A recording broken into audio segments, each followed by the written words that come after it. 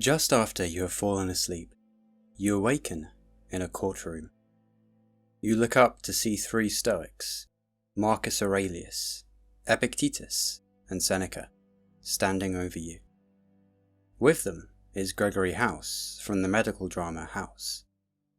Marcus Aurelius, a Roman emperor, leans towards you and says in a clear, authoritative voice, "There is a limit to the time assigned you, and if you don't use it to free yourself, it will be gone and never return.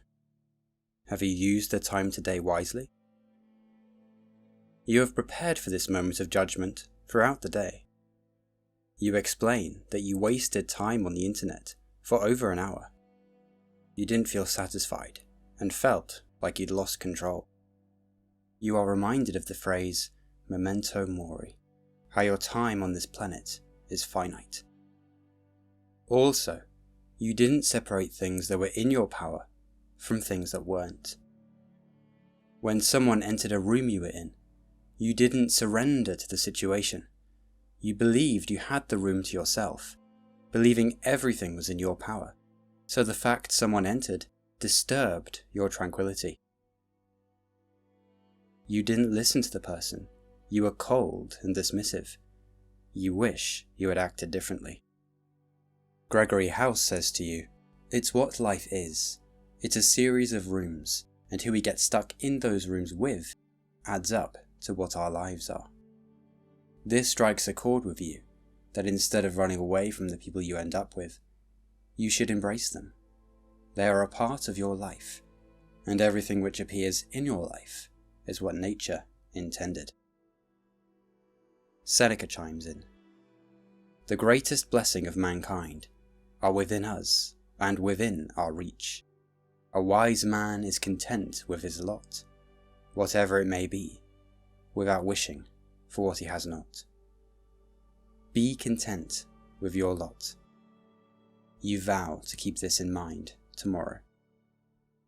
You are humbled by their teachings, feeling strength and fortitude for the day ahead.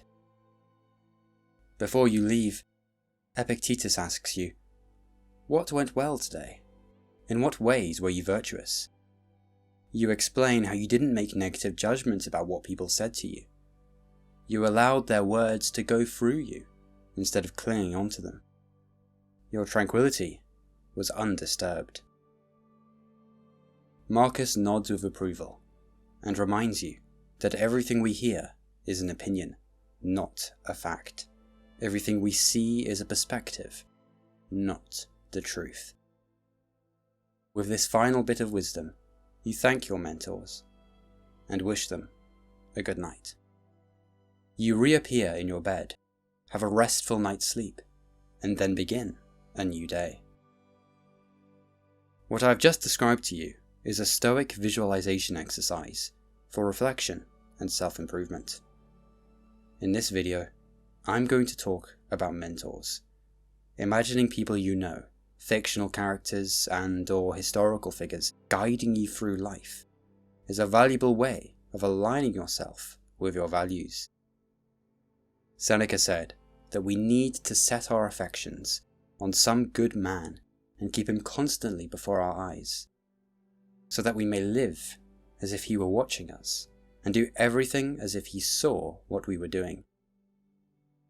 Misdeeds are greatly diminished if a witness is always standing near, intending doers. Living as a Stoic, we must keep the 4 cardinal virtues in mind every day.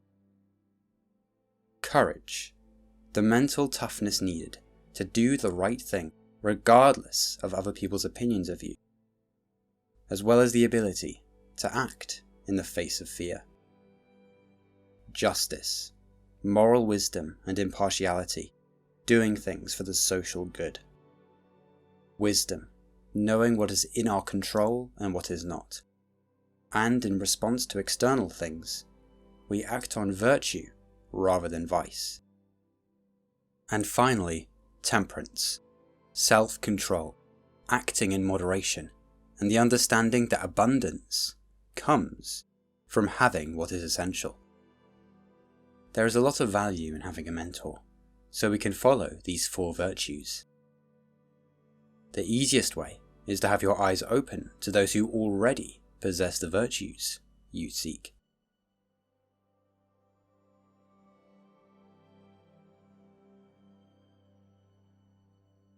Here is a good exercise to start you on this journey. Make a list of the characteristics of people you would like to emulate, the virtues you see in others. This is a great way of using the people around you to build your character. Marcus Aurelius said, "When you need encouragement, think of the qualities the people around you have. This one's energy, that one's modesty, another's generosity, and so on." I'm kinda busy here. But Skips, we don't know what we're doing. Alright, I'll be right there. Nothing is as encouraging as when virtues are visibly embodied in the people around us, when we're practically showered with them. It's good to keep this in mind. Build up a Stoic mentor from the virtuous characteristics of people you know. We tend to list the faults we see in others, rather than what they are getting right. Marcus Aurelius said, "Whenever you're about to find fault with someone, ask yourself the following question. What fault of mine most nearly resembles the one I'm about to criticize?" We all have our faults. Does it benefit us to only think of what is wrong with others? Wouldn't it be more beneficial to list their virtues, take the good, and mentally discard the rest? We are on this planet to work together, and what better way of collaborating than to mould yourself on the virtues of others? In relationships, we could all make use of this. It helps us become more tolerant of others, and adopt an attitude of wanting to learn from our peers, instead of criticize them. Marcus Aurelius said, "The universe is a single living creature, embracing all living creatures within itself. Embrace those around you. Humble yourself. They may teach you something important about how to live a good life." This exercise not only builds your character, but can get you to think critically about those you spend time with. Do they lift you up, or bring you down? Epictetus said, "The key is to keep company only with people who uplift you, whose presence calls forth your best."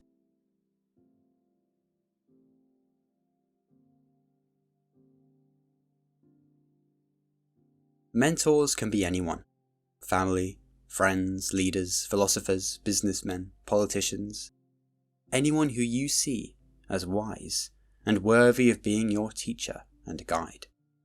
My mentors are the 3 famous Stoics: Marcus Aurelius, Epictetus, and Seneca. But what's their use? How can they influence how you act in day-to-day life?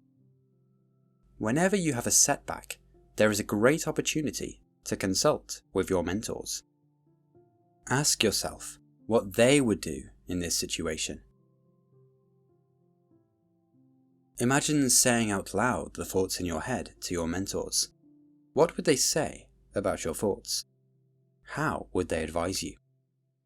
It is good practice to imagine one of your mentors coming up to you out of the blue and asking you to verbalize the thoughts in your head. This is a great form of cognitive distance, as imagining yourself relaying the thought to someone else is a good way of assessing your thoughts. Is this thought necessary? Is it helping me to achieve an action in the present moment? Or am I ruminating unnecessarily? Are they worrying thoughts?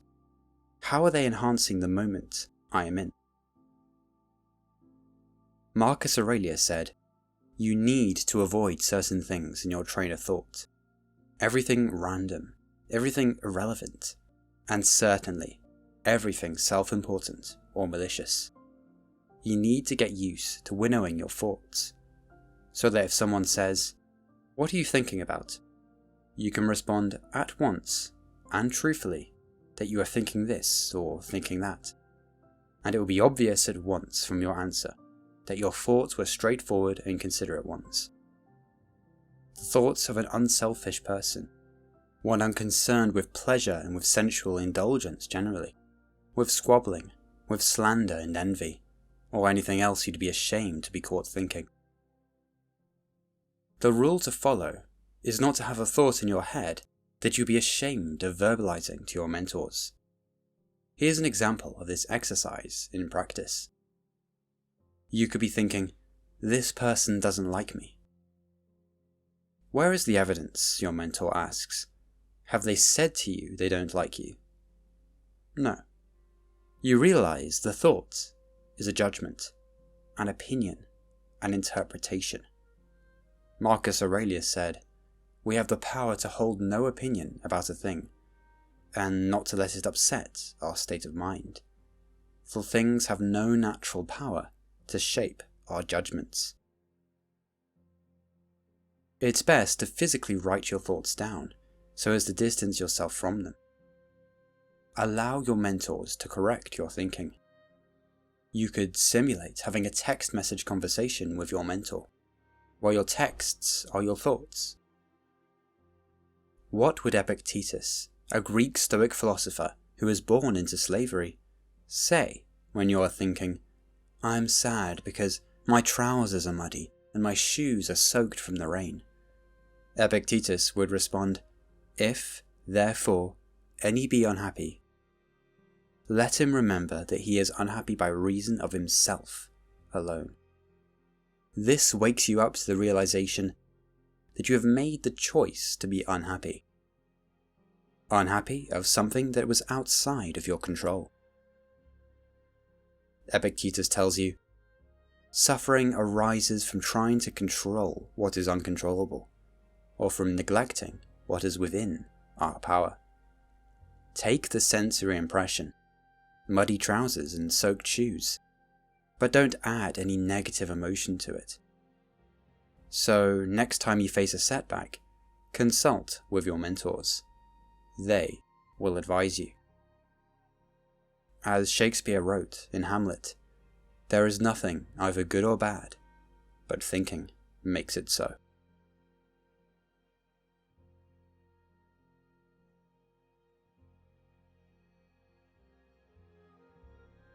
A young man called Hercules approached a fork in the road. Two paths lay before him, but he was unsure which one to follow. Cacia, a beautiful goddess, approached Hercules and told him that if he followed her path, he would be happy without any effort on his part. An easy and pleasant life lay before him, a life filled with luxury and the absence of hardship. Arete, another beautiful goddess, who was dressed plainly, described her path. A life of hardship would await him, filled with suffering and loss. She explains that in order to be good and admirable, the gods expect you to have made some effort and sacrificed pleasure for virtue. Self-discipline and courage would be required, but no obstacle would be impossible to overcome. Hercules chose Arete's path and faced a life of incredible hardship. But he rose above the obstacles he faced and built better character than if he had followed Cacia's path. He followed the path of wisdom, virtue, and justice. Throughout our lives, we will encounter forks in the road. Some will be small decisions. Should I eat another slice of cake? Now, eat it! Some will be big. Should I break up with this person? Will we indulge in our pleasure or act with moderation? Will we challenge ourselves, build our character and contribute to the social good, or reside in comfort and ease? Every decision we make leads us down a path of virtue or a path of vice. Here's one example.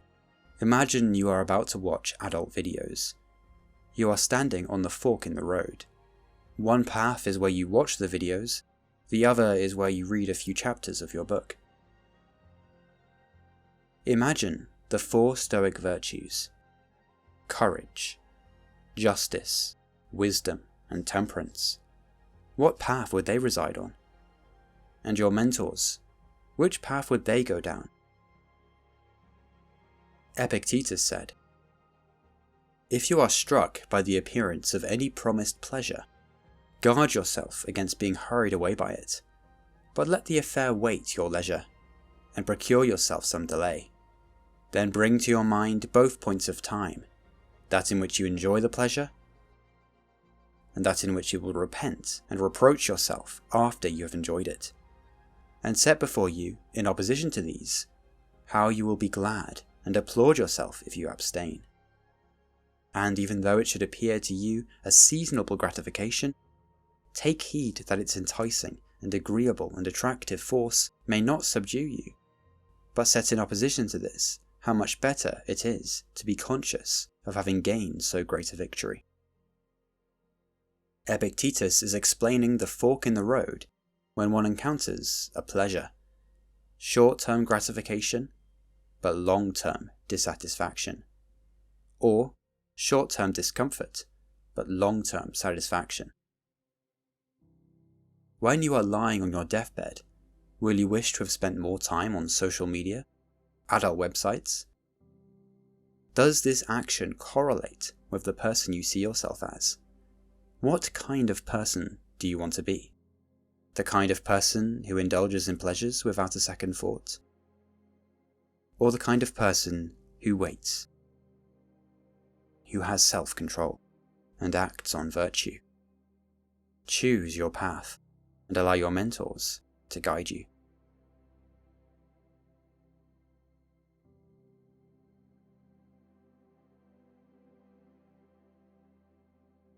Whenever you're about to make a decision, get the decision you usually make clear in your mind. For example, if you're invited to hang out with people, and if you usually say no, imagine your mentor asking, "How's that working out for you?" You might respond by saying, "I feel lacking in social skills and social bonds." Your mentor would remind you that it is part of a Stoic's nature to socialize, to learn and grow with others. The critical assessment of your choices can help you with your decision making. Ask this question: how's that working out for you, with all your habits, to assess which ones are worth keeping and which ones need discarding? Does this habit make you more virtuous? Is it something that keeps you on the Stoic path? Give your mentors permission to ask the challenging question, how's that working out for you? And see how the direction of your life changes. Aristotle said, "We are what we repeatedly do." Excellence, then, is not an act, but a habit. Epictetus said, "But what does Socrates say? Just as one person delights in improving his farm, and another his horse, so I delight in attending to my own improvement day by day." So, day by day, challenge your automatic behavior and develop better habits through asking yourself, how is that working out for you? And then the day ends, and you are put on trial by your wise and benevolent mentors. However, you were prepared for this. You thought of them with every challenging decision and setback you encountered today.